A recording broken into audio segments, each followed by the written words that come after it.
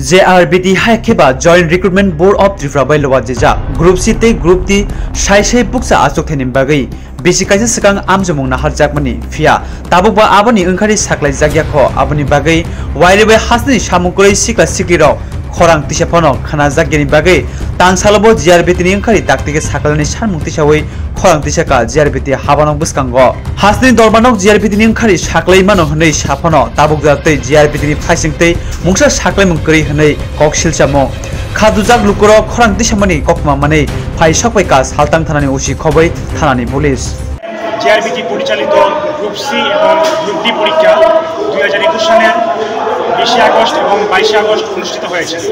আজকে এক বছর অতিক্রান্ত, তারপরে আমাদের রেজাল্টের কোনো দেখা নেই, চাকরি দেওয়া তো দূরের কথা।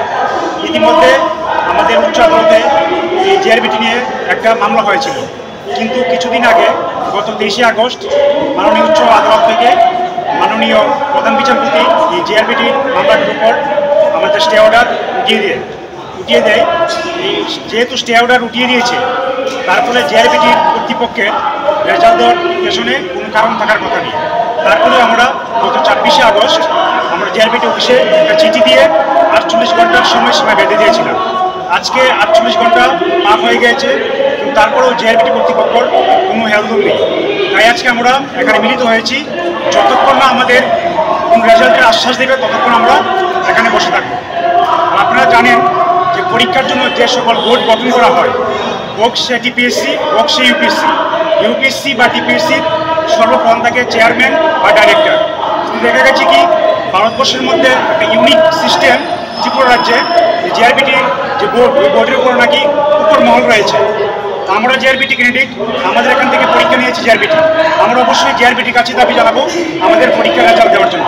আমরা উপর মহল চিনি না, নিচের মহল জানি না, আমরা একমাত্র JRBT কর্তৃপক্ষকে চিনি। তাই আমাদের JRBT কর্তৃপক্ষের কাছে আবেদন থাকবে আজকে যাতে 24 ঘন্টার মধ্যে যাতে রেজাল্ট দেওয়া হয়, তাহলে আমরা বৃহত্তর আন্দোলন যাব, যা সরকার কল্পনা করতে পারে। এরা অনেকে ভেবেছে যে JRBT যারা ক্যান্ডিডেট পরীক্ষা দিয়েছে এরা বোধহয় শীত ঘুমে আচ্ছন্ন হয়ে গেছে, কিন্তু না, আমরা JRBT কর্তৃপক্ষ JRBT যারা ক্যান্ডিডেট আছে একদম শীত ঘুমাইনি, আমরা জেগে উঠেছি। এই মোমেন্টে যদি রেজাল্ট না দেওয়া হয়, আমরা বৃহত্তর থেকে বৃহত্তর আন্দোলন যেতে বাধ্য হব। তাই আপনাদের কাছে আবেদন থাকবে, আপনারা সংবাদ মাধ্যম গণতন্ত্রের চতুর্থ স্তম্ভ, আপনারা JRBT কর্তৃপক্ষকে প্রশ্ন করবেন। আগে যে আপনারা সবসময় দোয়া দিতেন যে আদালতের মামলাধীন বিচারাধীন বিষয় রয়েছে, আমরা JRBT কর্তৃপক্ষের রেজাল্ট দিতে পারবো না, কিন্তু গত 23 আগস্ট উচ্চ আদালত থেকে এই স্টে অর্ডার উঠিয়ে দিয়েছে। এর ফলে এখন কি সমস্যা ওদের রেজাল্ট দিতে ইচ্ছা। আমরা যখন নভেম্বরে আসতাম অফিসে, ওরা বলতো যে আমরা 5 মিনিটের মধ্যে রেজাল্ট দিয়ে দিতে পারি। উপর মহলের আদেশ নেই। উপর মহলকে আমরা JRBT যারা পরীক্ষার্থী আমরা জানতে চাই সেই উপর মহলটা কি, বা রাজ্যবাসী জানতে চাই এই উপর মহলটা কোন জায়গায়। আমরা উপর মহল থেকে জবাব চাই, কেন আমাদের রেজাল্ট দেওয়া হচ্ছে।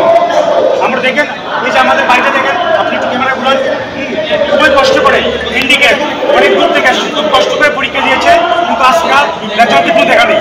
কী করবে? আমরা তো আপনারা জানেন যে JRBT টেনিউর নভেম্বর অবধি, এই নভেম্বরের মধ্যে যদি আমরা রেজাল্ট না পাই এবং যদি ঠিকঠাক মতো ইন্টারভিউ না নেই, সম্পূর্ণ JRBT প্রচেষ্টাই নিশ্চিন্ন হয়ে যাবে। আমরাও তো ত্রিপুরা রাজ্যের সন্তান, গরিব ঘরের সন্তান, কেন আমাদের জীবন নিয়ে ছিনিমিনি খেলছে। এই ছিনিমিনি খেলার পরে আমাদের যদি কেউ মানসিক অবস্থাতে আত্মহত্যা করে, এর দায়ভার কে নেবে? অবশ্যই JRBT কর্তৃপক্ষকে নিতে হবে। আজকে আমরা JRBT কর্তৃপক্ষের সঙ্গে দেখা করতে এসেছি, JRBT যে চেয়ারম্যান, কিন্তু অফিস থেকে বলছে যে উনি নেই। আমরা প্রশ্ন করেছি যে কোনো অফিস চলতে হলে কেউ না কেউ ইনচার্জ থাকে। আমরা ইনচার্জের সঙ্গে দেখা করতে চাই এবং সদুত্তর চাই। যতক্ষণ না সদুত্তর পাবো, আজকে আমরা এখানেই বসে থাকবো।